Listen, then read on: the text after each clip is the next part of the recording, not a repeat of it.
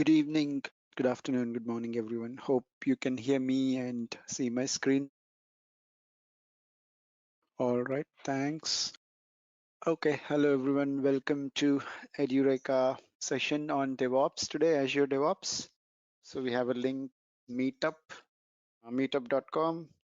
So Meetup is the group where you have all the members to be here, and you have these discussions, events, and a lot of these technology concepts like introduction to machine learning, deep learning, all of this stuff which is also existing here.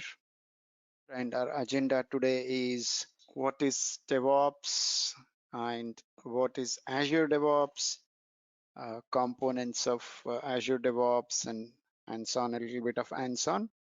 What is DevOps? DevOps is in the name itself, you see it's dev and operations, right? You see the DS cap and OS capital letters. We can straight away, we can make it that it is a development and operations. So it's a combination of practices and tools which are designed to increase any companies or any organization's strength, ability to deliver applications and services faster than traditional software development process, right? So we have traditional process takes a lot of weeks, months to be able to develop any tool and to make it changes. You get into repo, all of this stuff. It takes a lot of time to send the updates from one environment to other environment, like let's say development, test, and prod. So through DevOps, we have the tools are designed to deliver the services faster than any other traditional development processes. So DevOps example, it's a wall between development and operations, often results in an environment where the two teams don't trust each other and each is walking around, right? So DevOps approach results in a collaboration between the two teams where they work with shared goals. Like also about the DevOps engineer will do, what will he do? He introduces the tools, methodologies, throughout the SDLC, which is software development life cycles from coding to deployment. All right, DevOps is also a very good career now, and it's booming in the industry. And DevOps doesn't, it's usually required some coding knowledge, and that doesn't mean it's a necessary or it's a necessity for every member of the team. So it's essential to work in a DevOps environment. So you don't have to be able to code, but you need to know what is coding and why it matters, right? So we have tools here, DevOps tools. We have, so there are a number of DevOps tools which are there, which also launched in the 2020 as well. We have Slack, which was famous, which was launched in 2013. This is one of the top communication tools used by the effective collaboration, right? And we also have Jenkins, and we also have Docker, Phantom, Nagios, and Civil, etc. And here we can see Docker, we can see Puppet, Chef, Splunk, Nagios, Slack. We can see the stack, and Jira, Maven, all of those Git repos, all are, we can see in the integration part of it. And we have plan, code, build, test. We are seeing all of these tools, and then deploy, operate, monitor. The tools are Docker, Vagrant, Puppet, Chef. All of these tools are there. In integration, we have Bamboo and Hudson, also Jenkins in the middle of it. All right. Okay, so we have DevOps tools and stages. As I said, we have seen some of the tools, and if we go to the stages, which is very important. So basically, we have version control, continuous integration, all of these stages which we are seeing it here, right? So we are in DevOps stages. So we have version control, which is the stage one, we can say, and this version control maintains different versions of the code. I think if you are coming from development background, you already know about the version control, right? It's basically subversion which maintains the different versions of the code. It's a source code management. Let's say we have a lot of versions of the code and we want to get back to the code which was previous version or something like that. Version control is the one which gives that flexibility for us. Number two, we have CI, which is continuous integration. So normally DevOps, you see this naming convention CI/CD, right? So what is CI/CD? CI is continuous integration. CD is continuous delivery. So when you say continuous integration, what does it mean? It means they compile, validate, code review, unit testing, integration testing, all of these are part of continuous build. When you come to the delivery, it's like deploying deploying the application to test servers, performing your UAT, all of this build application to test servers, all of this will come into the continuous delivery. And when you come into the deployment, this is the actual part of the once you test your application and it is ready for your prod server for release. So basically it's for release, right? So deploying the tested application on the prod server for release. So configuration management and also containerization is part of the continuous deployment. So first we are saying version control, which is source code. Second, we are saying continuous build. You can remember like the build. And then testing is in your delivery, and in your continuous deployment, you have configuration management only, right? And then containerization. Once the release has been done, it's only about management and containerization and configurations part of it, right? DevOps stages, remember guys, version control, CI, continuous integration, continuous delivery, continuous deployment, right? And we'll move on to Microsoft Azure. And why is Microsoft Azure? So Microsoft Azure has made advances over the years. It has now all the features and some important aspects where Azure performs better than other clouds is PaaS, platform as a service. Azure is doing great. IaaS, we have AWS, but platform as a service, we have Azure. And then .NET compatibility, which is very, very good because given the Microsoft platform, we have security offerings, hybrid solutions, integrated, all of these stuffs are available here. Okay, so let me quickly move back to the portal. So we have a little different definition here.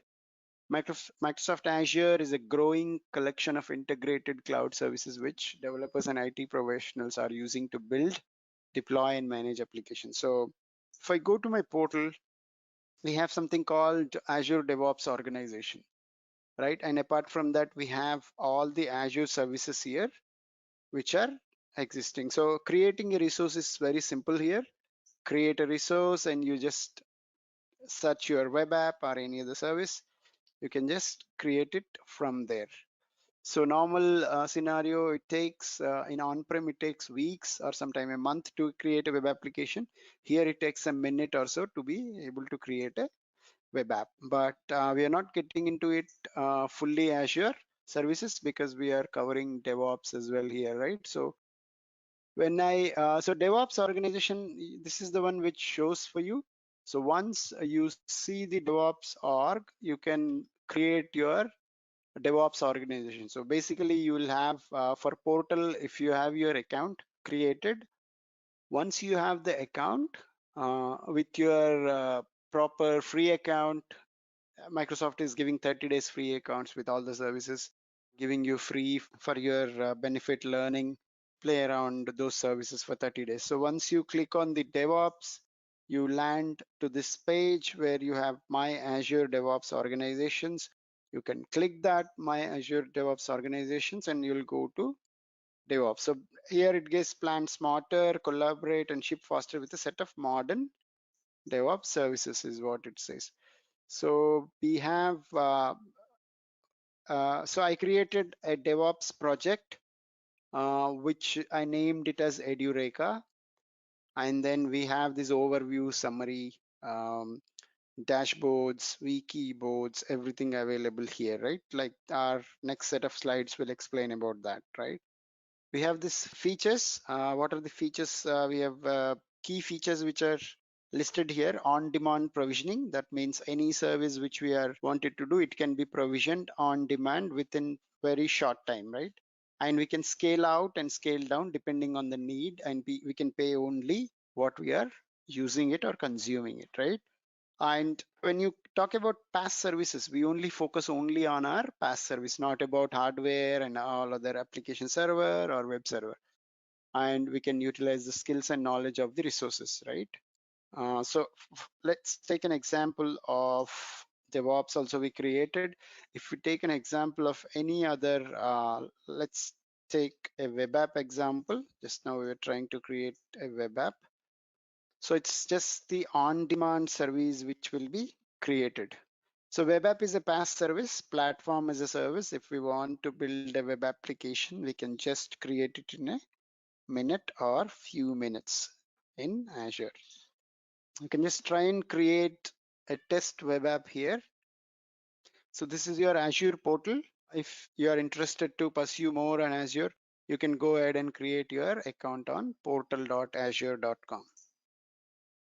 Okay, we have resource groups which are already available. If not, you can create a new one. You can name it as test resource group, and your web app also you can name it as web app test, which was already taken. So give it a name, which unique name, which is available just for a testing purpose.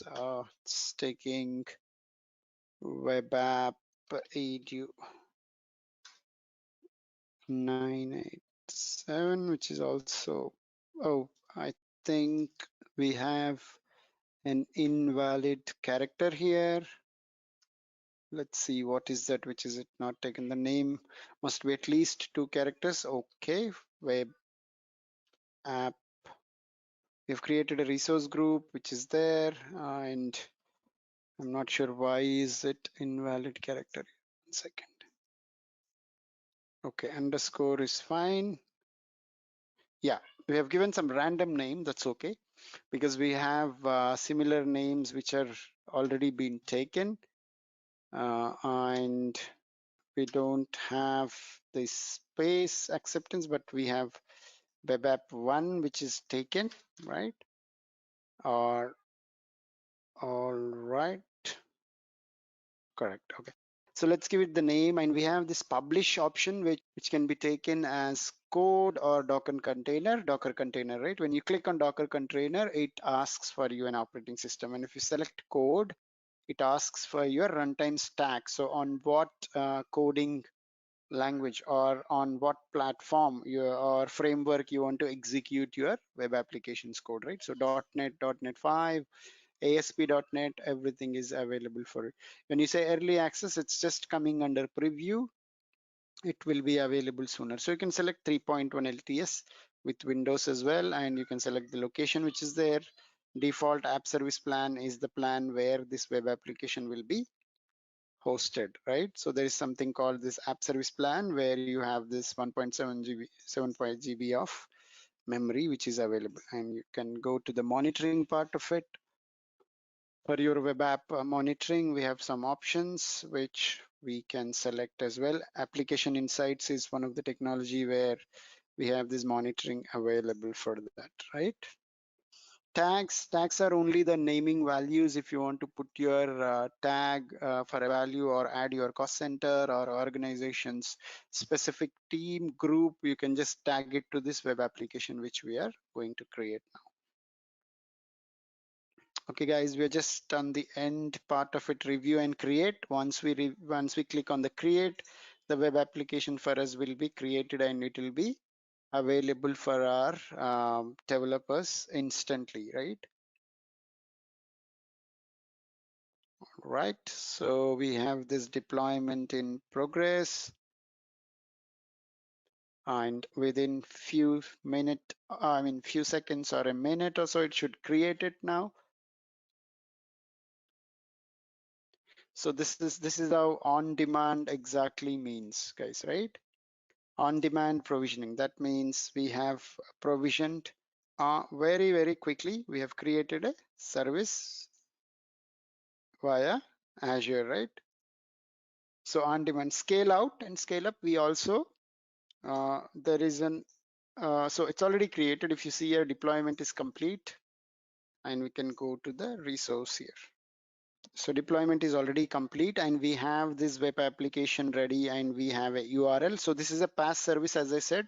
URL is here. Once you click on the URL, and URL will have azurewebsites.net. This is azurewebsite.net, right? So we have this web application ready. You see here, within a minute, we have created a website which is instantly available for developers. Now, developers only need to take work on their coding part of it. They can concentrate only on the code, and these are all the codes which are highlighting here, right? The famous ones is PHP, Python, Ruby, Java, Node.js, and .NET Core, which are there. And you can go, so have your code ready. You can straight away, developer can go to the deployment center, or they can build their code, right?